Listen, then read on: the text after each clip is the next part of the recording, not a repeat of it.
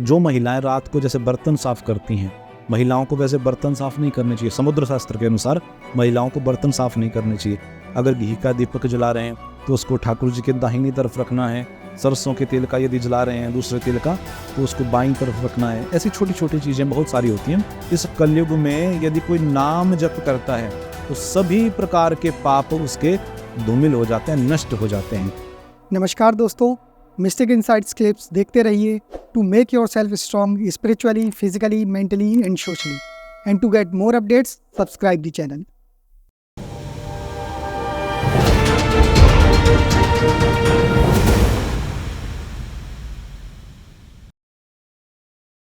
ये ज्योति जी पूछ रही हैं कि ऐसी कौन सी गलतियां हैं जो लोग रोज दैनिक जीवन में करते हैं लेकिन उनको पता नहीं है और उसके कारण उन्हें दुख भोगने पड़ते हैं। बहुत सारी गलतियां होती हैं, अनजाने अनजाने में।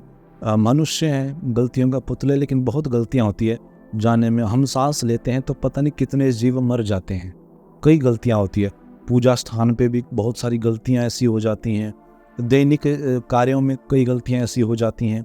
तो गलतियां तो बहुत होती है, लेकिन उन गलतियों को दूर करने का केवल एक उपाय है, भगवान का आश्रय लेना, भगवान का नाम जप करना।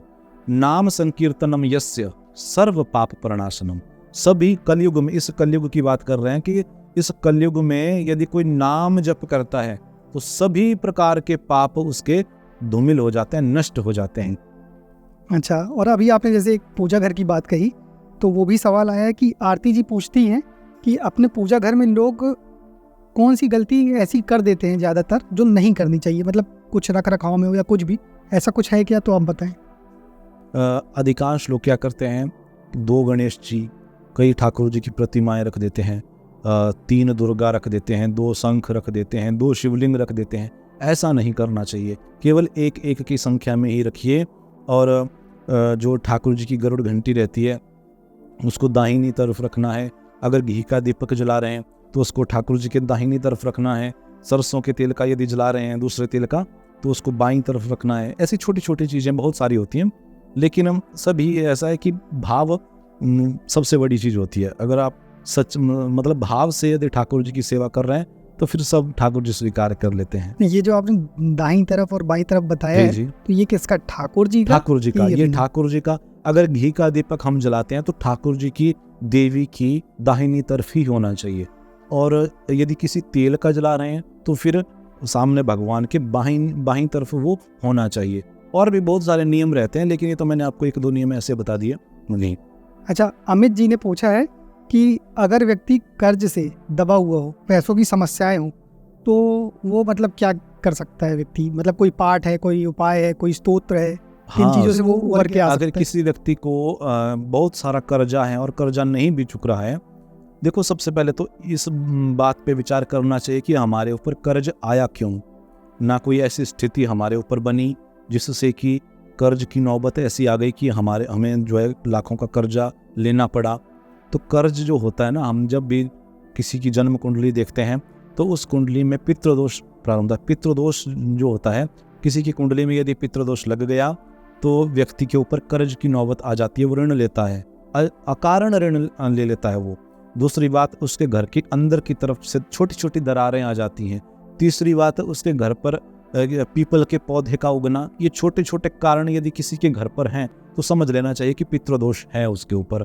तो पितृदोष को दूर करने के लिए बहुत सारे उपाय कर सकते हैं। अमावस्या के ब्राह्मणों को दान करना इत्यादि, नदी में एक उपले के ऊपर यदि खीर इत्यादि और 5 दीपक कोई प्रवाहित करे तो उससे भी पितृदोष शांत होता है। ये भी एक उपाय है। और अगर कोई किसी के ऊपर ऋण है, कर्जा ले लिया है, तो उस व्यक्ति को या तो कनक धारा स्तोत्र का पाठ करना चाहिए या तो श्री सूक्त का पाठ उसको करना चाहिए। ये लक्ष्मी जी का है, तो कोई व्यक्ति नियम से इन स्तोत्रों का पाठ करे तो निश्चित उसको कुछ ही समय बाद ऋण से मुक्ति उसको मिल जाएगी। अच्छा, एक भावना जी हैं, वो पूछती हैं कि मतलब जो हमारे रसोई के बर्तन होते हैं, गैस होती हैं, तो ये भी कुछ इफेक्ट करती हैं हमारी खुशियों में या हमारे जीवन में? हाँ, कुछ दिन पहले हमने एक वीडियो में ये बात बताई थी लोगों को कि हमारा जो रसोई घर होता है, उस रसोई घर को वास्तु के हिसाब से यदि हम बनाएं तो ज़्यादा उत्तम है।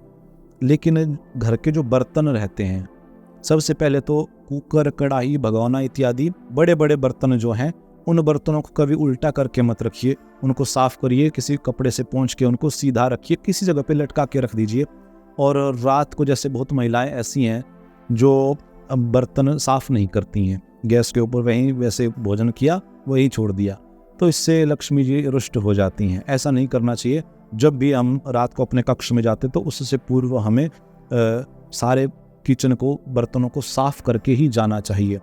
और जब हम छोटे छोटे नियम अपने जीवन में उतार देते हैं, वास्तु के जो जितने भी नियम रहते हैं उनको अपने जीवन में उतार देते हैं, तो हमारे जीवन में एक सकारात्मकता अपने आप आ जाती है। और बहुत सारी महिलाएं ऐसी हैं, एक बात और आपको बताऊं कि जो महिलाएं रात को जैसे बर्तन साफ करती हैं, महिलाओं को वैसे बर्तन साफ नहीं करने चाहिए, समुद्र शास्त्र के अनुसार महिलाओं को बर्तन साफ नहीं करने चाहिए। महिलाएं क्या होती है, इस भाग से, हाथ के इस भाग से बर्तन साफ करती हैं, और ये शुक्र का भाग, यदि इसको बार बार घिसा जाए बर्तनों में तो घर के अंदर सुख शांति कम हो जाती है। अगर बर्तन धोने के बाद कोई महिला यहाँ पर दही लगा ले 5 मिनट के लिए, थोड़ी सी दही लेके यहाँ लगा ले, तो ये इस प्रभाव से उसको मुक्ति मिल सकती है, उसके घर में सुख शांति की बरकत भी बनी रहेगी। तो ये छोटे छोटे नियम यदि हम फॉलो करें तो हमारे जीवन में अपने आप सकारात्मकता आ जाएगी। अच्छा जी।